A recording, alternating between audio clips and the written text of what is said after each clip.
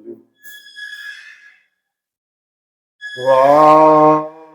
वाष्पवारि परिपूर्णलोचनं मारुतिं नमत राक्षसान्तकम् गंगातरंगरमणीयजटाकलापं गौरी निरन्तरविभूषितवामभागम् नारायण प्रियमनङ्गमदापहारम् वाराणसीपुरपतिं भज विश्वनाथम् श्रीगुरुचरण सरोज रज निज मन मुकुर सुधारि वरनो रघुवर विमल जसु दायक फल चारि अपने अपने घर की सब काम को पीर तुम्हें ही पीर सब घरन की धन्य धन्य रघुवीर वीर वीर रघुवीर प्रिय समिति समीर कुमार अगम सुगम सब काज कर तलु सीध विचार जय भारती मृदुल जय भारत जय जय माता हुलसी वंदनीय बुंदेली धरा के जय जय बाबा तुलसी पूतना हम चाहते प्रभु चरित सिंधु पार में करो पार बेड़ा सार दे बन कर तरणी मझधार में तुलसी सीता राम कहूँ प्रेम राखूं विश्वास अब हूँ विगरत नाम के राम कृष्ण के दास लेत सदा सुधि दीन की सहज दया के धाम जननी जनक प्रभु दास के जय श्री सीता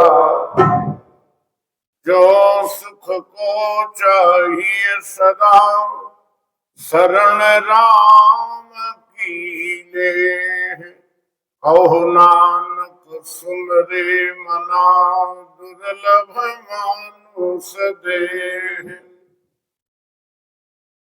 भजे गोविंद गोविंद गोपाल भजे गोविंद गोपाल भजे गोविंद गोविंद गोपाल भजे गोविंद गोविंद गोपाल भजे मुरली मनोहर नंद लाला भजे मुरली मनोहर नंद लाला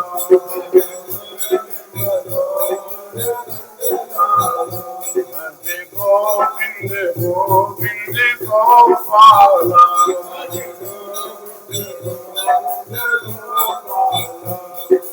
नाम जपन पगले को छोड़ा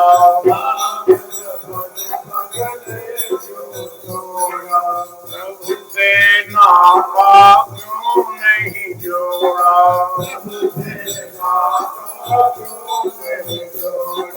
हरि से नाता क्यों नहीं जोड़ा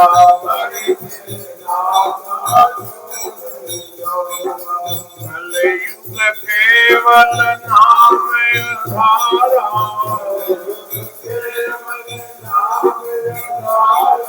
कलयुग केवल नाम आधारा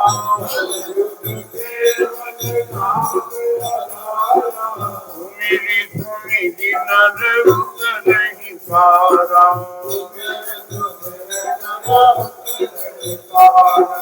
भजे गोविंद गोविंद गोपाला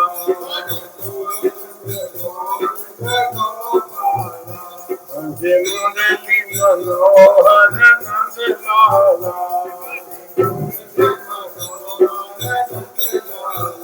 मेरे नंद लाला मेरे गोपाला मेरे नंद लाला मेरे गोपाला मेरे नंद लाला मेरे गोपाला मेरे नंद लाला मेरे गोपाला भजे मुरली मनोहर नंद लाला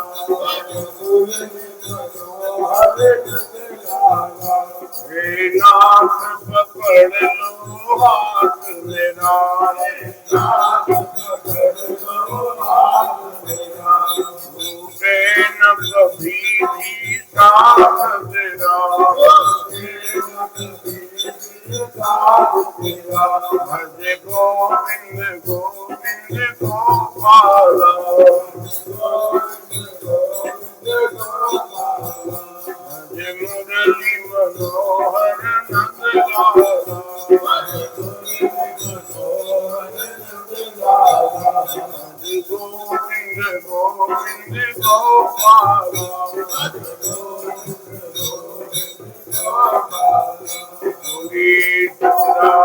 भगवान की जय ऋषि मार्कंडे महाराज की जय श्री हनुमान जी महाराज की जय कार्तिक महात्म्य नमः पार्वती पतये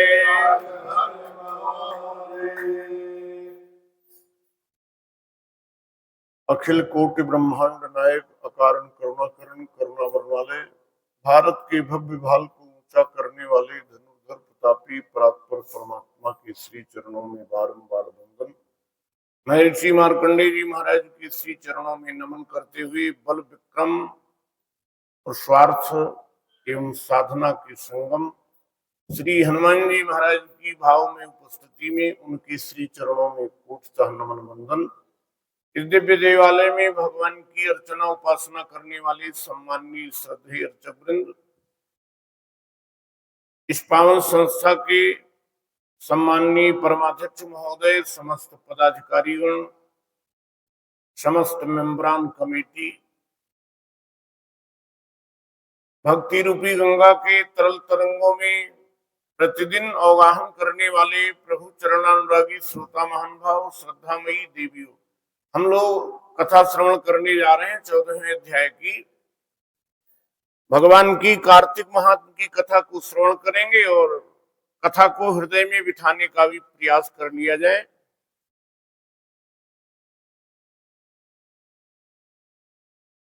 नारद जी ने कहा, तीनों राक्षस, तीनों सेनापतियों नंदी, गणेश तथा स्वामी कार्तिकेय को देखकर मल्ल युद्ध करने के लिए दौड़े। हमारे यहाँ युद्ध के भी अनेक अनेक प्रकार हैं। हनुमान जी बहुत बड़े योद्धा हैं, तो उनसे पूछा गया गदा चलाओगे, कैसे लड़ाई लड़ोगे? हनुमान जी ने कहा, मैं किसी अस्त्र शस्त्र का प्रयोग नहीं करूंगा, मैं तो युद्ध करूंगा, लेकिन मल्ल युद्ध करूंगा। कुश्ती, देखो पहलवानों के चैंपियन है हनुमान जी महाराज। कभी गदा नहीं उठाई, कोई शस्त्र का प्रयोग नहीं किया, और जिसके ऊपर मुष्ट का प्रहार किया उसको एक बार, जब जानते हो, जब देवता लोगों ने देखा हनुमान जी आवेश में आकर के रावण पर मुष्ट का प्रहार करने जा रहे हैं, जैसे ऐसे मुष्टिका बनाई और ऊपर को हाथ उठा करके मारने के लिए प्रहार प्रस्तुत हुए। देवताओं ने हाथ पकड़ लिया, बोले हनुमान जी थोड़ा हल्का रखना, नहीं मर जाएगा।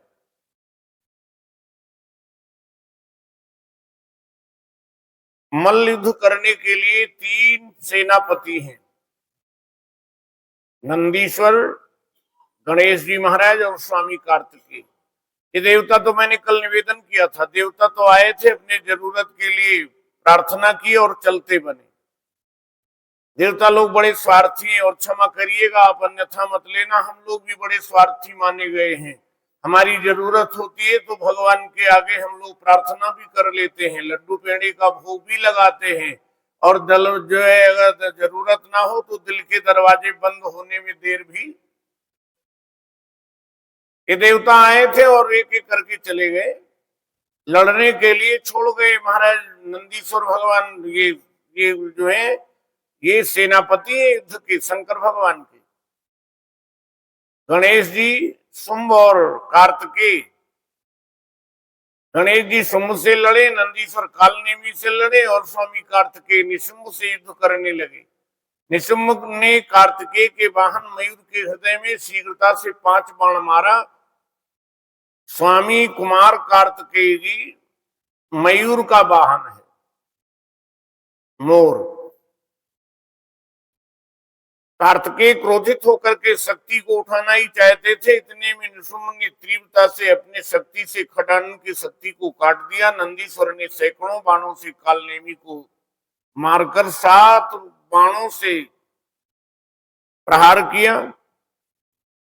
क्रुद्ध कालनेमी ने नंदीश्वर के धनुष को काट दिया। नंदीश्वर ने उनके आक्रमण को रोककर त्रिशूल से कालनेमी की छाती में प्रहार किया।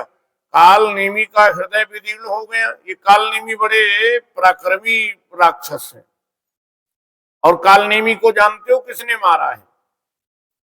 कालनेमी का मतलब होता है बाहर कुछ और भीतर कुछ और। हनुमान जी जिस समय में औषधि लेने के लिए जा रहे थे, तो जब रावण को मालूम लगा कि हनुमान जी दवा लेने जा रहे हैं, तो कालनेमी के पास गया रावण। और रावण ने कहा आप जो है हनुमान जी को रोको।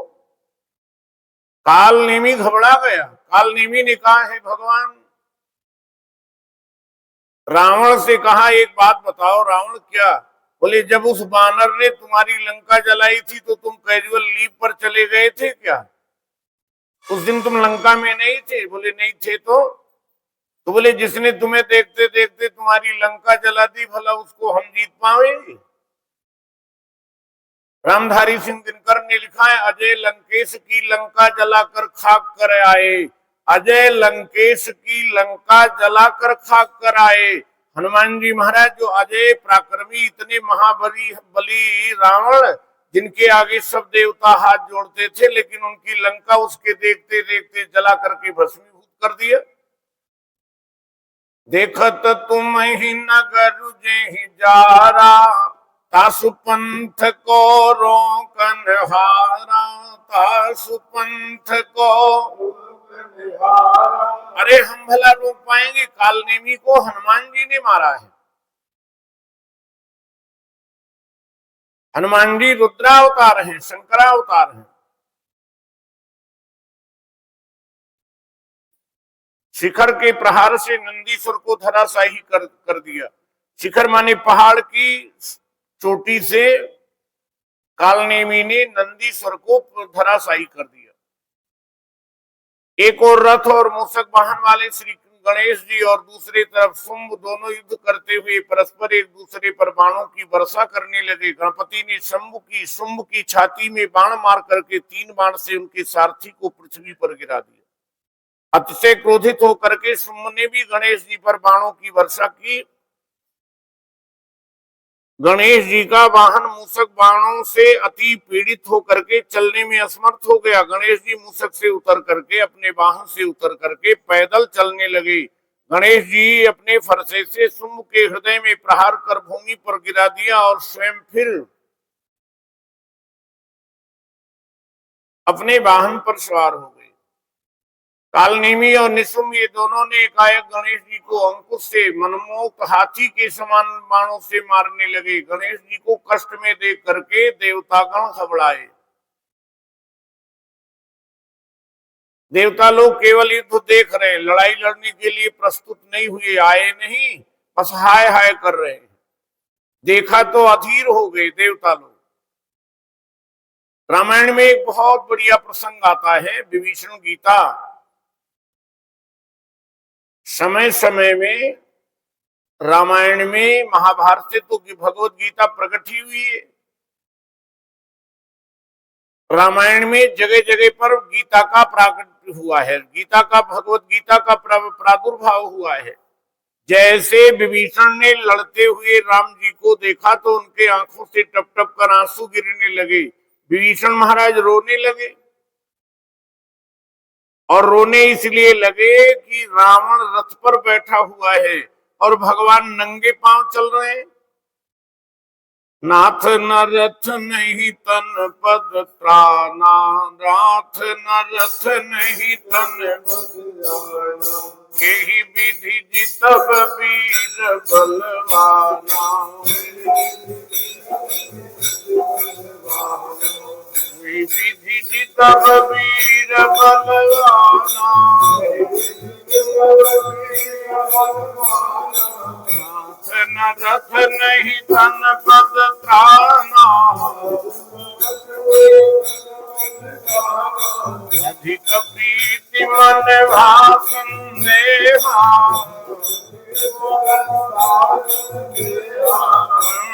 चरण कह सहित स्नेहा, रावण रथी विरथ रघुबीरा, देख विभीषण भयो अधीरा।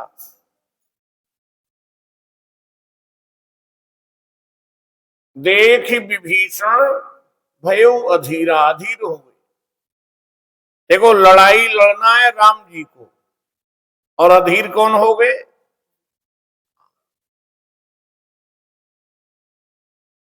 भगवान के मित्र भी बड़े विचित्र हैं।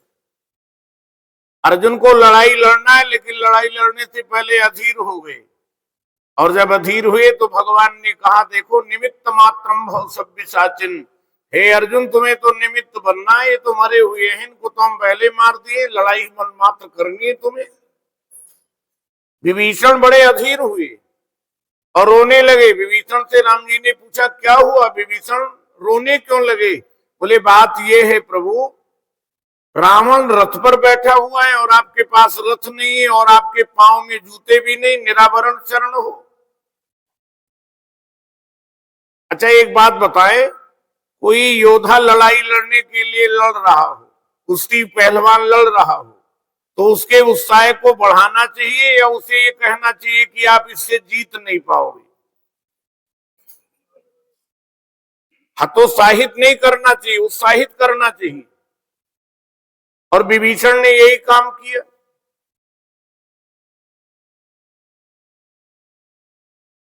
महाभारत का युद्ध कुरुक्षेत्र में जब हो रहा था, आप लोग जानते हो, तो उसमें एक योद्धा थे राजा शल्य। ये राजा शल्य जो हैं, ये पांडवों के मामा थे, पांडवों के नकुल सहदेव के मामा थे, पांडवों के मामा थे, और ये अपने भांजों की मदद करने के लिए चले। बहुत कुशल जो है सारथी थे, बड़े कुशल रथ के चालक थे, बड़े योद्धा थे, तो ये लड़ाई में मदद करने के लिए भांजों की चले। लेकिन दुर्योधन बड़ा तिकड़मी, उसने क्या किया, इनके रहने खाने पीने की सब जगह जगह व्यवस्था कर दी, बढ़िया व्यवस्था खान पान रहने की कर दी।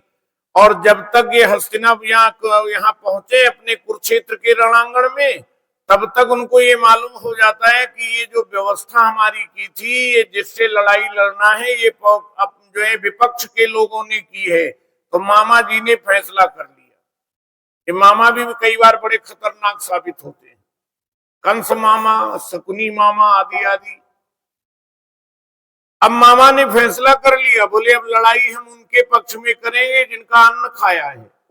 भगवान ने कहा, अरे ये तो महारथी, ये योद्धा हमारे हाथ से निकल गया। तो आप जानते हो, भगवान भी आकर के द्वारिकाधीश ने कहा, मामा आप लड़ाई उनके तरफ से लड़ना, लेकिन एक काम अपने भांजों की भी कर देना, एक काम कर देना। क्या? बोले, जब कर्ण का रथ चलाना तो उसे हतोत्साहित करते रहना। और आप जानते, कर्ण जब लड़ने के लिए प्रस्तुत हुआ तो बोले, मेरे रथ को और कोई नहीं चला सकता है, मामा शल्य चला सकते हैं। तो शल्य ने निश्चय कर लिया, पहले ये जो है कहा, हम कितना भी कुछ कहेंगे, लेकिन मेरे कहने से कभी कर्ण नाराज नहीं होंगे। जब लड़ाई होने लगी तो बार बार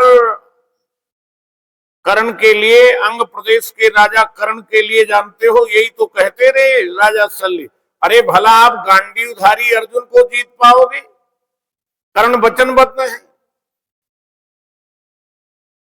जो काम राजा शल्य ने कर्ण के साथ किया है वही काम देखा जाए तो विभीषण जी ने राम जी के साथ किया है। सामने लड़ने के लिए योद्धा आ गए और कहने लगे आप जीत नहीं पाओगे, बड़ा मुश्किल दिख रहा है। क्यों? बोले नाथ न रथ नहीं तन पद त्राना।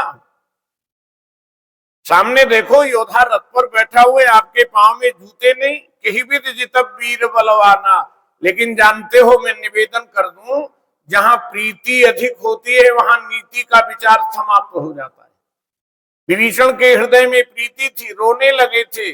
और आप जानते हो भगवान ने बहुत सुंदर उपदेश दिया, मेरे मित्र मेरे सखा, जिससे लड़ाई जीती जाती है वो रथ और होता है। वो कौन सा रथ है? बोले सौरज धीरज तेहि रथ चाका, सत्यशील दृढ़ ध्वजा पताका। उस रथ में शौर्य और धैर्य का पहिया लगा हुआ है। एक बहादुरी का पहिया है, एक धैर्य का पहिया है। आदमी बलवान हो और धैर्य खो दे, इसलिए दो पहिए लगे हुए हैं।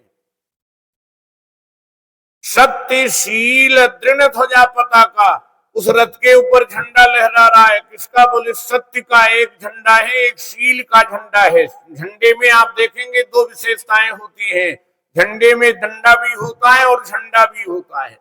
एक सत्य का दंड है और उसके साथ उसके ऊपर महाराज शील का ध्वजा फहरा रहा है। बल विवेक दम परहित घोड़े, ताकत विवेक, बल विवेक दम इंद्रियों पर संयम, बल विवेक दम परोपकार, ये चार घोड़े जुड़े हुए हैं। आदि